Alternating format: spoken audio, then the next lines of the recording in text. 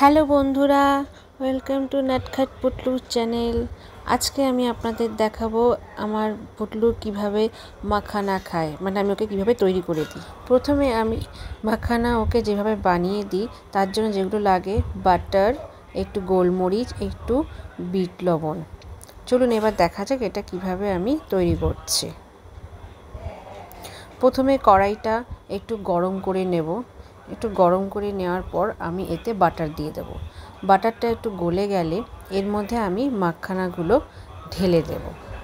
মাখানাগুলো ঢেলে দেওয়ার পর আমরা যে বিট লবণ আর গোলমরিচটা নিয়েছিলাম সেগুলো এর মধ্যে ঢেলে দেব। তারপরে সবগুলোকে একসাথে ভালো করে নাড়াচাড়া দিয়ে মেশাবো এবং এটা নাড়াতেই থাকতে হবে, কারণ যাতে নিচে পোড়া লেগে না যায়। এটা ততক্ষণ পর্যন্ত আমরা ভাজতে থাকবো যতক্ষণ না মাখানাগুলো মুচমুচে হয়।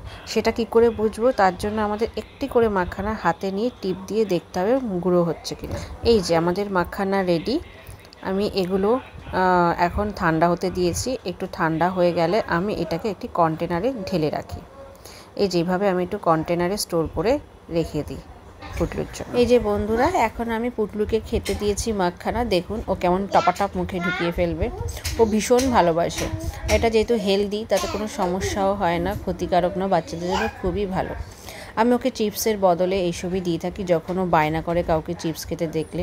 আমি বাইরে গেলে কোনো টিফিন কারিতেও এটা ক্যারি করি, কারণ বাইরে গেলে যখন কিছু খেতে চায় তখন এটা দিয়ে ও খায়। বন্ধুরা, আপনারাও আপনাদের বেবির ক্ষেত্রে এটা অ্যাপ্লাই করতে পারেন। আশা করি ভালো লাগবে। চিপসের বদলে এগুলো দিয়ে থাকবেন। আর কার কার বেবির ভালো লাগলো আমাকে কমেন্ট করে জানাবেন। কেমন? টাটা।